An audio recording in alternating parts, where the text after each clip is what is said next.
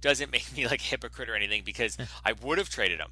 If somebody had given me a good offer for him, I would have traded him. Nobody gave me an offer for him in that league. I thought about offering him out.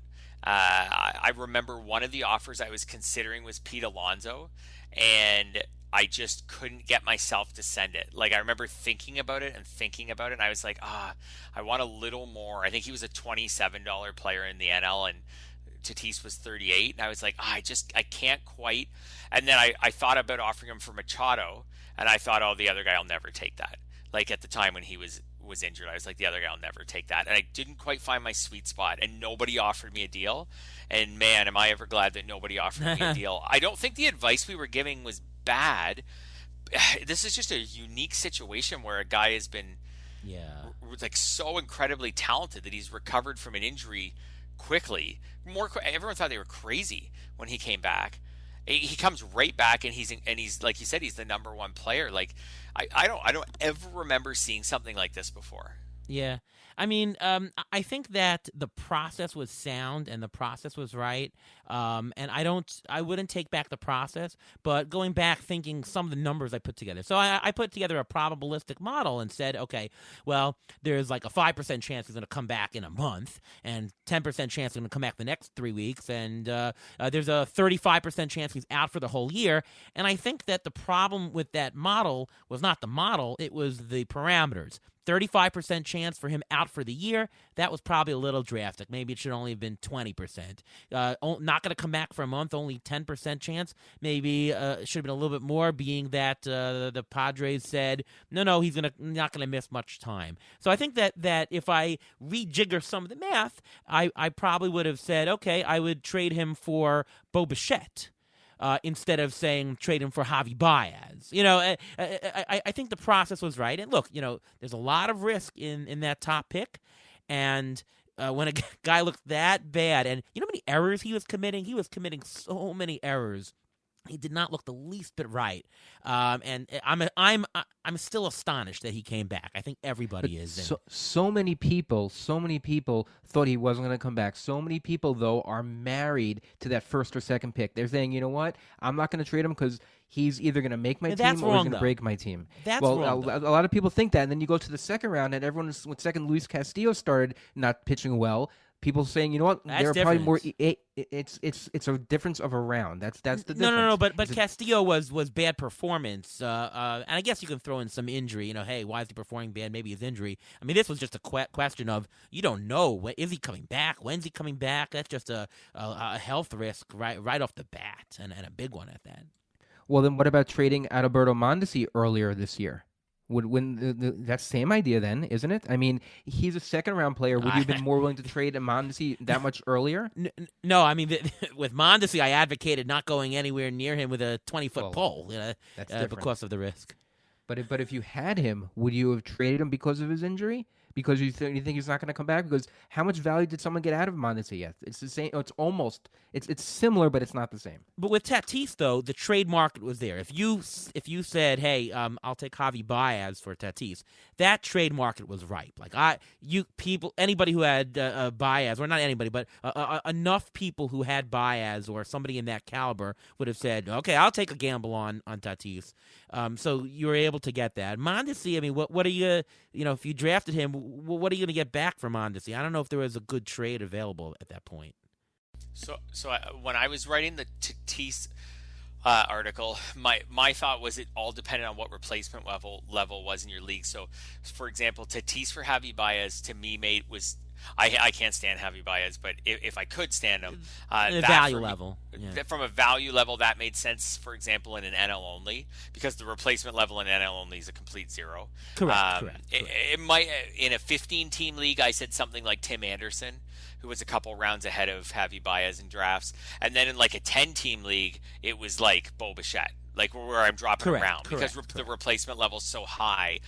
And my thought wasn't that there was a chance you could get a zero from Tatis the rest of the way, but there was also a chance you'd get some, but have spurts of injury and things like that. But I think the Mondesi point is interesting in the sense of he was a second round pick more instead of a first round pick. But if you were like right now, his value has really cratered. But back when he had his first IL stint, there was still hope out there that he could come back and steal 30, 35 bases this season. Like, it just hasn't worked out. So back in April, if you had wanted to, you probably could have traded him for Javi Baez or something like that, right? Like, because he wasn't supposed to be out that long. I mean, his was different than Tatis too. Tatis's injury was kind of scary. Like, we were like, oh my gosh, this could rob this guy of his power. And there were people going on these huge tangents of like, this could be a career impacting injury and all these things. With Mondesi, you were just like, well, this is just a base stealer with a hamstring injury. Like, it's disappointing, but in theory, and it hasn't happened. It's so basically what I think is the Mondesi injury is the perfect way to point out what we were worried about with Tatis, what could have happened, right? Like, you talk about mitigating risk. The Mondesi injury is what we were worried about with Tatis. We were worried he'd come back, he'd re-injure his shoulder, he'd be out for a long time, you get almost nothing from him. That's what we were trying to urge people to avoid. We were trying to say, get something for this guy now if you can, and just avoid that Mondesi situation. Because the truth is, like, the difference between the Tatis situation and the Mondesi situation is, from a fantasy perspective, is almost just dumb luck. Like, if you had Tatis or if you had Mondesi, like, Mondesi hasn't come back. He can't seem to shake this injury. Tatis shook it in 10 days, and now he's fine. When they were both out in April, we didn't know. It could have been the other way around. Mondesi could have come back in May and started running bases, stealing bases like crazy, and Tatis could have had the shoulder injury nag all season, and we didn't know what was going to happen. Yeah, no, that's a great point. All right, any other thoughts, guys, before we move on to our next section? No, I think we nailed it. And for those people who did trade Tatis, I feel sorry for you. Unless you traded for a pitcher that's been doing well. If you can transform into something that you were lacking in the draft, then that's fine. But if you're looking just for a complete replacement, then you sort of failed. Yeah. All right, let's move on to our waiver wire section. That's where we talk about a few potential waiver wire pickups for this week. Fred, you're the guest. We'll start with you. Name a player or two that you think that people should be paying attention to and possibly pick up. Yeah, so I wasn't sure totally what you guys were driving for league size. So I kind of prepped, some different thresholds. Yeah. Austin Gomber's one for leagues that are maybe, I'd say 12 teams. He dropped waivers when he was hurt in some of those leagues, so he's going to come back, or is back, and has 2 road starts next week. So I think Gomber's an interesting guy to pick up right now, because anytime you get those Rockies pitchers for road starts, the matchups aren't great next week. They're the Angels and the Padres, but Gomber was really pitching well, so I have some interest in him when he's outside of Coors. And then for deep leagues, and I don't usually say this guy's name out loud since he's been in the majors, but John Nagowski for deep leagues is someone who's kind of caught my eye from the Pirates. He's hitting .319. Looking at his minor league profile, there's not a lot of power there, but first base isn't deep, and there's teams out there that need batting average, and I think he can hit for average in the majors, and I just think there's a lot of playing time opportunity on the Pirates the rest of the way, because there'll probably be even more after the trade deadline, so I could see him playing regularly the rest of the season. I don't know exactly what Nagowski can be in the majors, but he never really got a chance prior to this year. And his minor league on base percentages are quite high. So, and his strikeout to walk rates are good. So I think he could handle himself at the plate in the majors. So I don't think Nagowski's going to win your league, but if you're looking to move up in the batting average category, I think he's an interesting guy. I don't find people are really talking about him at all. No, not at all. Good pick. Ruben? I can't believe you took him because I was about to mention him too. That's kind of funny. I actually went to a Pirates Met game, and he actually got a hit off of Diaz, and he looks for real. He comes from the Cardinal mold, just like Randy Rosarina did, and if he can get hot a la Rosarina, not obviously in the playoffs because the Pirates aren't going anywhere, but he's going to get his playing time. He's only 8% owned in CBS. He's 22 for 66, so there is a significant amount of at-bats there to get something for, and he's hitting. If you need someone for batting average, you need someone to fill in. Colin Moran, I don't know when he's coming back. He's still injured. He's been on and off injured the whole season. I think Nagowski will get a lot of playing time. They even made it try to put him in the outfield. I wouldn't be surprised about that also because they're kind of thin there, and as soon as they start trading people away, I think he'll get even more playing time. Another guy I want to mention, a guy we mentioned a lot on the show, is Peter Fairbanks. I mean, we mentioned him a ton.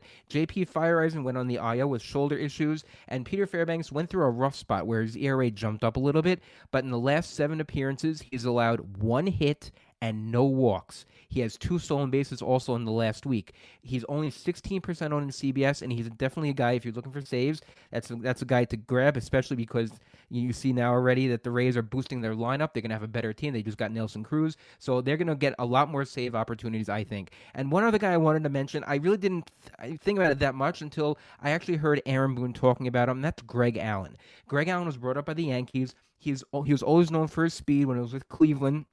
He never got really a good chance. He's actually hitting pretty well already to start the season. He's batting .417. Yes, it's only 12 at-bats, but he's getting playing time because of injuries. And you don't see Giancarlo Stanton play in the outfield. But that's what I heard today. Earlier today, Aaron Boone said that they're going to start putting Giancarlo Stanton into the outfield this weekend. If that's the case, Greg Allen may not get as much playing time. But still, you need a stolen base guy.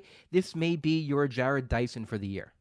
I think that's incredible that you guys both came up with Nagowski, and I can't believe that. Unbelievable. Yeah. I'm going to throw one dart, and I'll give you a couple of people that I think are under-owned. I'll do the dart last. Under-owned pitcher, Logan Webb, more for shallow leagues. Yes. Yeah, very under-owned. He's less than 40% owned on CBS.